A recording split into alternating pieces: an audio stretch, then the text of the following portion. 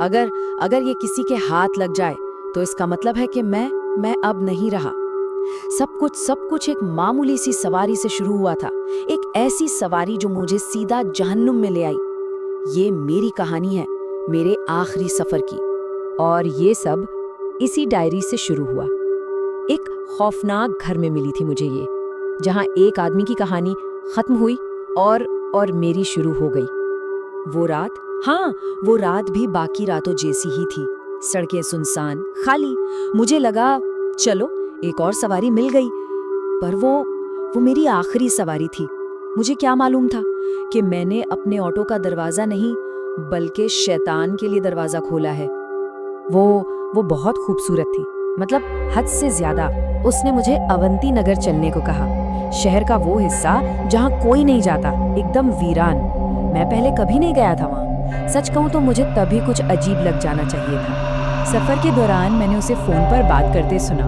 वो कह रही थी कि घर पे बिल्कुल अकेली है, और बस इतना सुनना ही काफी था।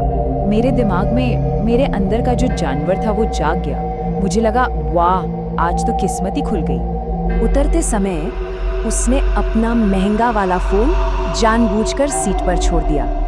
आप सोचता हूँ तो लगता है कि ये कोई भूल नहीं थी, ये एक दावत थी, एक इशारा कि मैं वापस आऊं। और मैं तो तैयार ही बैठा था। घर का दरवाजा खुला हुआ था। मैं हाथ में चाकू लेकर अंदर घुसा। मेरे इरादे बहुत बुरे थे, पर अंदर जो मेरा इंतजार कर रहा था वो मेरे बुरे इरादों से भी कई गुना ज्यादा खौफनाक था। और फिर मैंने बाथरूम का दरवाजा थोड़ा सा खोला और एक सड़ान, ऐसी गंदी बदबू कि जैसे कुछ गल रहा हो, सड़ रहा हो, वो सीधा मेरे फेफड़ों में घुस गई। दम घुटने लगा मेरा। अंदर जो मैंने देखा, बात तब पूरा का पूरा लाशों से भरा था। 8 नहीं, शायद 10 लाशें, और सबने हम ऑटो वालों की खाकी वर्दी पहन रखी थी। वहां पड़े मोबाइलों का ढेर और एक लाश के हाथ में एक काली डायरी। उसी पल मेरे दिमाग की बत्ती जली। मैं अगला हूं। इससे पहले कि मैं कुछ समझ पाता, धड़ाम, दरवाजा जोर से बंद हुआ। किसी ने मुझे पीछे से धक्का दिया और मैं उन लाशों के ढेर पर जा गिरा। ये एक जाल था और अब मैं इस कब्र में इन लाशों के साथ बंद हो चुका था। इस अंधेरे और सड़ान के बीच मेरी नजर उस लाश पर पड़ी, उसके ठंडे अकड़े हुए हाथों में वो डायरी। मेरी हिम्मत तो नहीं हो रही थी, पर कांपते हाथों से मैंने वो डायरी निकाली। शायद इसमें लिखा हो कि ये सब क्या है। डायरी महेश सातारकर नाम के एक पत्रकार की थी। बेचारा ऑटो ड्राइवर बनकर उसी रहस्य की जांच कर रहा था जिसका मैं अब हिस्सा बन चुका था। वो भी इसी जाल में फंस गया था। डायरी पढ़ते पढ़ते मेरे रोंगटे खड़े हो गए। उसमें एक भयानक पैटर्न के बारे में लिखा था। हर शनिवार की रात एक ऑटो ड्राइवर गायब हो जाता और हर बार उसका ऑटो इसी बंगले के बाहर मिलता था। और आज भी शनिवार ही है। डायरी में लिखा था कि वो औरत कोई और नहीं बल्कि श्यामला देशमुख है, इसी बंगले की मालकिन। लेकिन उसकी तो 5 महीने पहले ही हत्या हो चुकी थी। मतलब वो एक भूत है, एक आत्मा जो बदला ले रही है।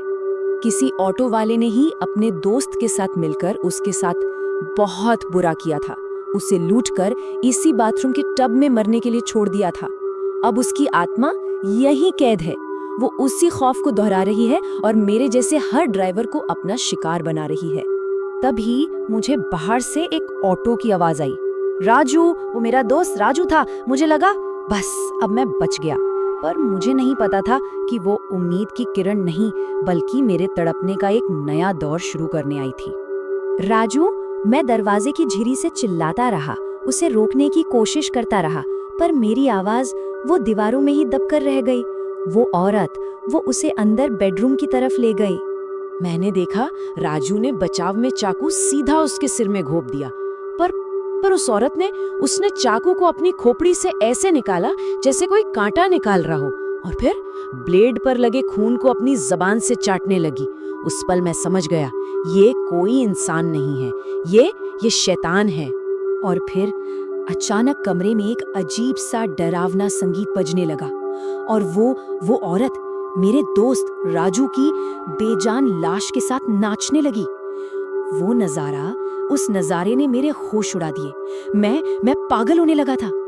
मैंने कांपते हाथों से फिर वो डायरी उठाई, महेश की डायरी। उसमें आगे जो लिखा था, उसने मेरी किस्मत का फैसला कर दिया था। ये इंतजार, लाचारी और मौत का एक कभी न खत्म होने वाला चक्र था। डायरी में साफ साफ लिखा था, वो तुम्हें जाने नहीं देगी, ना जिंदा ना मुर्दा। यहाँ से निकलने का सिर्फ एक ही रास्ता है कि तुम्हारी जगह लेने कोई और आ जाए। दरवाजा सिर्फ अगले शनिवार को खुलेगा, जब अगला शिकार आएगा। अगले शनिवार तक पूरे 7 दिन बिना कुछ खाए पिए जिंदा कैसे रहता? और यहाँ खाने के लिए सिर्फ एक ही चीज थी। मुझे वो करना पड़ा जिसके बारे में सोचकर भी घिन आती है। जिंदा रहने के लिए मैंने अपनी इंसानियत को ही खा लिया। मैंने एक प्लान बनाया था कि जब अगला ड्राइवर आएगा तो हम दोनों मिलकर उससे लड़ेंगे, हम यहाँ से निकल जाएंगे। पर जब वो आया तो मैं उसे बचा नहीं पाया। मेरी वजह से एक और जान इस जहन्नुम में फंस गई। ये चक्र, ये कभी नहीं टूटेगा। अब हम 2 लोग हैं यहाँ, मैं और वो नया ड्राइवर। वो औरत कहती है कि अगर हम में से एक दूसरे को मार दे तो वो उसे आजाद कर देगी। अगला शनिवार आने वाला है, मैं उसे देख रहा हूँ और वो मुझे। इस घर से कोई जिंदा नहीं जाता। तो क्या मुझे उसे मारना होगा या इस बार मैं ही किसी का खाना बनूंगा?